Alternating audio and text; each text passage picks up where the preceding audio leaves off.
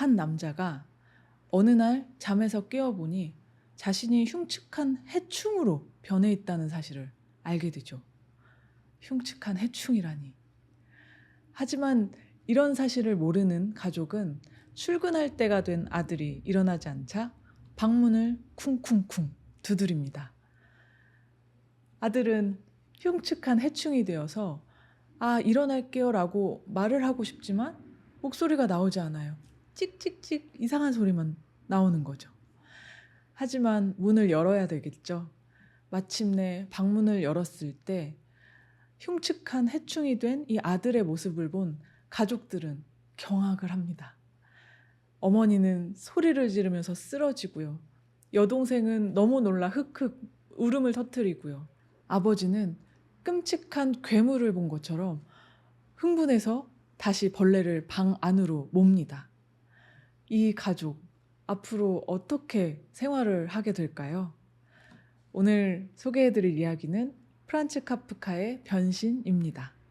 그 문학 작품 중에 그 첫 문장 유명한 작품들 정말 많죠. 지금 딱 떠오르는 것만 해도 왜 행복한 가정은 다 닮았지만 불행한 가정은 저마다 불행하다 뭐 이런 안나 까렌이나 또 떠오르고요. 그 가운데서도 카프카의 변신은 진짜 첫 문장이 가장 유명한 작품 중에 하나가 아닐까 생각하거든요. 변신이라는 소설이 무슨 내용인지 이 소설을 안 읽은 사람이라도 잘 모르는 사람이라도 이 첫 문장 때문에 아마 아, 그 어떤 내용이지라고 아는 분들 많으실 거예요. 이 작품은 진짜 아무런 해명도 없이 이 소설적인 설정에 어떤 부연 설명도 없이 바로 이야기로 직진해 들어가는 첫 문장이 있는데요. 이런 거예요. 그레고르 잠자가 어느 날 불안한 꿈에서 깨어났을 때 자신이 흉측한 해충으로 변한 것을 발견했다. 아니 그냥 벌레가 해충이 된 거예요. 주인공 그레고르 잠자 자고 일어났더니 해충이 되어 있더라. 맙소사 진짜 아침에 딱 일어났더니 자기가 이제 침대에 누워 있는데요. 등이 이제 딱딱한 등껍질로 되어 있고 이 넓적한 몸을 하고 있는 거죠. 그래서 고개를 이렇게 들여다 보니까 자기 배는 그 해충의 그 징그러운 갈색 그 배가 되어 있고 아주 가는 여러 개의 다리가 막 허우적대고 있는 게 보여요. 너무나 황당한 상황이죠. 그런데 그냥 그랬대요. 이렇게 소설이 시작하고요. 그런데 이 주인공 그레고르 잠자는 왠지 별로 당황하는 것 같지 않습니다. 그냥 '아 한숨 더 자서 이 상황을 잊으면 어떨까.' 하는 정도예요. 근데 다시 잘 수가 없어요. 왜냐하면 그레고르 잠자는 늘 이렇게 오른쪽으로 누워서 자는 습관이 있는 사람이었거든요.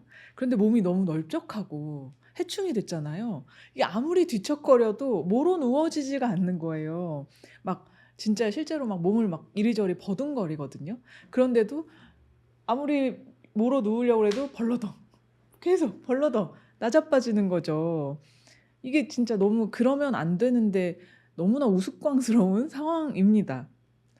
그러는 와중에도 이 사람은 이 뼛속까지 직장인인 이 사람은 출근 걱정을 해요. 내가 해충이 된 걱정 보다 출근 걱정을 먼저 하는데 아무튼 일어나자 출근을 해야지 이러면서 이제 몸을 일으키려고 하는데 막상 또 시계를 보니까 아이고 지각을 한 거예요. 원래는 훨씬 더 일찍 일어났어야 하는데 '내가 시계 소리도 못 듣고 지금까지 잤구나.' 이런 생각을 하면서 머릿속으로 계속 '아 내가 지각한 것을 어떻게 회사에다가 얘기하지?' 막 이런 걱정을 하고 있습니다. 아니 지금 그게 문제냐고요. 내가 해충이 됐는데.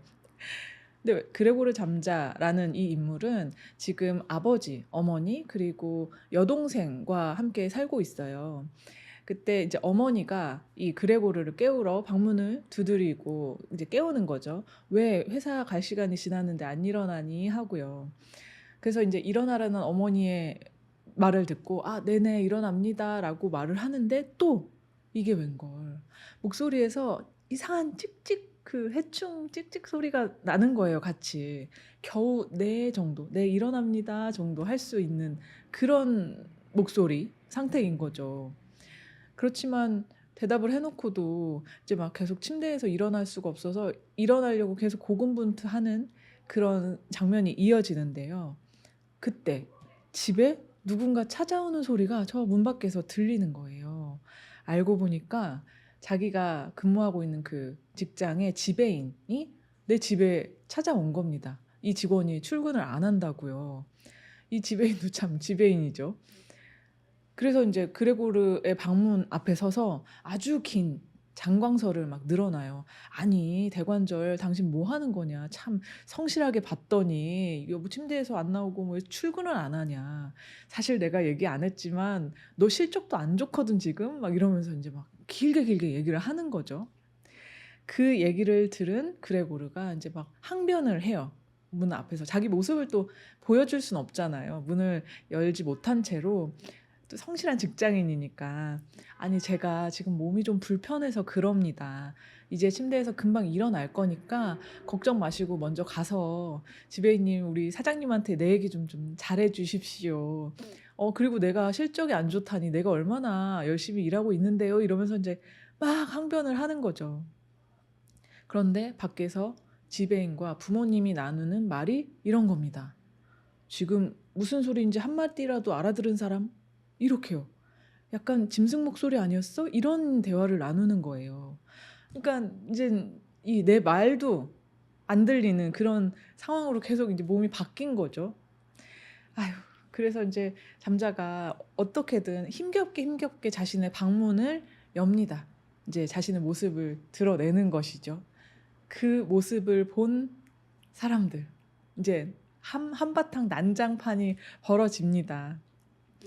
흉측한 해충으로 변한 그레고르 잠자를 본 이 지배인과 부모님의 반응이 근데 여러분도 그러시겠죠. 진짜 이 엄청난 벌레가 갑자기 눈앞에 나타났을 때 어떻겠어요. 지배인은 막 혼비백산해서 집 밖으로 도망쳐 나가고요.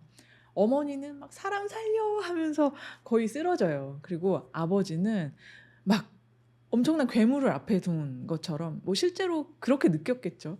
막 씩씩하면서 이상한 소리를 내면서 다시 방 안으로 들여보내려고 막 그레고르 잠자를 막 모는 거죠. 그러는 동안 막 식탁 위에 있던 커피 막 뒤집어지고 막 열린 창문에서 바람 불어 가지고 신문지 날리고 막 난리가 나요. 결국에 인제 그레고르는 몸을 돌려서 자기 방으로 들어가려고 하는데요. 이게 엉겁결에 거실로 나왔을 땐 잘 몰랐는데 인제 해충의 방식으로 기어서 방으로 들어가려고 하는데 왜 몸이 너무 넓적하잖아요. 몸이 이 문에 끼는 거예요. 안 지나가지는 거예요. 그래서 이제 너무 이렇게 지나갈 수가 없으니까 힘들어하는데 근데도 이 아들의 사정도 모르고 아버지는 계속 막 빨리 방으로 막 몰고 있는 상황인 거죠. 그래서 그레고르 잠자가 '에라 모르겠다.' 이제 눈을 딱 감고 몸을 그냥 문 안으로 꾹 집어넣어요. 그 바람에 옆구리가 싹 그 문틀에 쓸려서 그 하얀 문에 막 긴 징그러운 얼룩이 남고요. 그레고르 잠자는 피를 흘리면서 방에 날아들게 됩니다. 일단 한숨 주시고요. 네. 이 모든 소동이 일어난 오전이 지나고 인제 방으로 날아든 그레고르 잠자는 거의 혼수 상태에 빠지듯이 잠이 들었다가 저녁에 깨요.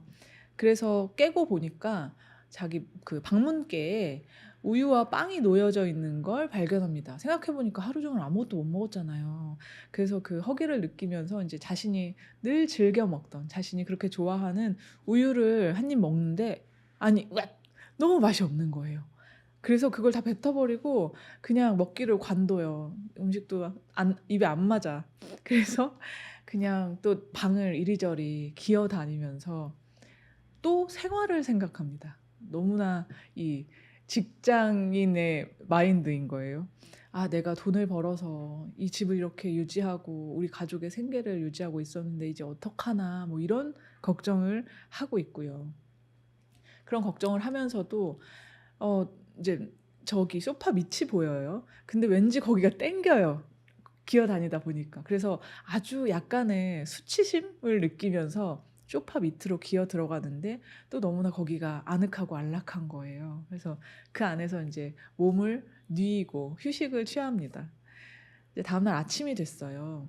여동생이 아마 그 전날에 우유와 빵도 여동생이 가져다 왔을 텐데 인제 또 오빠 방문을 이렇게 조심히 열었는데 아니 오빠가 그 해충이 소파 밑에 있잖아요. 그게 얼마나 또 충격이었겠어요. 그래서 너무 놀라서 문을 쾅 닫고 나갔다가 또 참 다정합니다. 아 이게 너무 쾅 닫은 게 또 미안해 가지고 다시 살짝 열어서 그 우유와 빵을 이제 걷어가요. 그리고 아 뭐 오빠가 '그럼 뭘 먹을 수 있을까?' 아마 고민을 했겠죠. 그래서 여러 가지 이것저것 챙겨서 인제 가져다 주는 거예요. 예를 들면 뭐 상한 야채나 그리고 좀 말라 빠진 빵 그리고 치즈 조각 이런 거 그리고 신선한 것들도 인제 여러 가지 원하는 대로 골라 먹을 수 있게 가져다 주는데 동생이 이제 음식을 가져다 놓고 나가자 이제 그레고르 잠자가 음식으로 갔는데 놀랍게도 내가 며칠 전에는 '아 이거 못 먹겠다.' 생각했던 그 치즈가 제일 땡기는 거예요. 그래서 그 꼬릿꼬릿한 치즈를 막 너무나 맛있게 거의 눈물을 흘려가면서 먹고요. 신선한 음식 자기가 원래 좋아했던 그런 음식에는 눈길도 주지 않는 그런 상태가 됩니다. 그렇게 방에 갇혀서 동생이 가져다 주는 음식을 받아 먹는 생활을 계속 해 가는 거예요. 다행스럽게도 그 와중에 알게 된 소식이 하나 있는데 우리 가족이 그렇게 내 돈벌이 그러니까 내가 우리 가족을 부양했었는데 이걸 걱정했잖아요, 그레고르 잠자는. 그런데 사실은 내가 당분간 돈을 벌지 못해도 생계를 그나마 유지할 수 있는 어느 정도의 재산은 있다는 것을 알게 돼요. 사실은 아버지가 그냥 사업을 크게 한번 말아먹어 가지고 그 이후에 그레고르 잠자가 너무나 그 가족 부양을 위해서 열심히 회사 생활을 해야 했던 거거든요. 그런데 인제 그 걱정이 좀 덜어진 거죠. 사실 좀 되게 슬픈 거죠. 나는 해충이 됐는데 계속 생활 걱정을 하고 있었고 아빠가 몰래 꽁쳐 둔 비상금이 있었다는 걸 알게 되는 게 참 약간 배신감도 느낄 것 같기도 한데 그냥 이 사람은 '아 다행이다. 참 잘 됐다.' 이렇게 생각하는 거예요. 그리고는 인제 방에서 지내는 생활에 익숙해져 가는 거예요. 그리고 방에서 어떻게 지내는지 또 여러 가지 습관을 만드는데 가령 벽과 천장 여기저기를 기어다니게 됩니다. 그 장면을 좀 상상하는 것도 너무 기분이 이상한데 특히 그레고르 잠자는 천장에 매달려 있는 걸 좋아하거든요. 이게 자신이 막 바닥에 누워 있거나 할 때보다 천장에 매달려 있으면 막 숨도 잘 쉬어지고 되게 기분이 상쾌한 거예요. 너무나 해충의 그것이죠. 근데 오빠가 그렇다는 것을 이제 여동생도 알게 돼요. 왜냐하면 그 그레고르 잠자가 이렇게 지나다닌 길에 점액질이 이렇게 묻어 나거든요. 그래서 인제 여기저기 막 벽이고 천장이고 그 해충이 지나다닌 길이 보이니까 인제 여동생은 생각하는 거예요. 그 방 안에 있는 가구들 뭐 책상이라든지 장롱이라든지 뭐 이런 것들을 좀 치우면 지내기 더 편하겠다 생각을 해요. 그래서 어느 날 아빠가 외출한 날에 엄마랑 같이 인제 "가구를 좀 빼자 방에서." 막 그렇게 해서 이제 가구를 빼고 있는데요. 그레고르 잠자는 여동생의 그 사려 깊은 마음에 처음에는 너무 고마움을 느끼다가 아니 생각해 보니까 만약에 내 방에서 책상이고 장롱이고 다 빠지면요. 정말 나는 그냥 해충으로만 살아야 되는 거잖아요. 갑자기 현타가 오는 거죠. 그래서 그 방에 있는 어떤 액자 하나를 못 가져가게 하려고 몸으로 막아요, 벽에 걸린 액자를. 근데 그걸 또 인제 어머니가 보고 또 얼마나 또 놀라겠어요. 그러니까 인제 놀라서 쓰러진 엄마를 위해서 약을 갖다 주려고 동생은 "아유 오빠는." 막 이러면서 약을 가지러 옆방에 가는데 그레고르 잠자가 자기가 이렇다는 것, 자기가 이렇게 진짜 인간적으로 생각하고 있다는 것, 인간적인 욕망이 있다는 것을 하소연하고 싶어요. 그래서 또 그 옆방으로 같이 쫓아나가거든요. 하필이면 그때 또 아버지가 외출해서 돌아옵니다. 그래서 이 또 난장판 안에는 쓰러져 있고 그 흉측한 해충은 막 방 밖에 나와 있고 막 이 모든 난장판을 보고 너무나 흥분을 해서 또다시 막 이제 잡히는 대로 이것저것 해충을 향해서 던지는 거예요. 사과를 막 계속 던집니다. 던지고 던지고.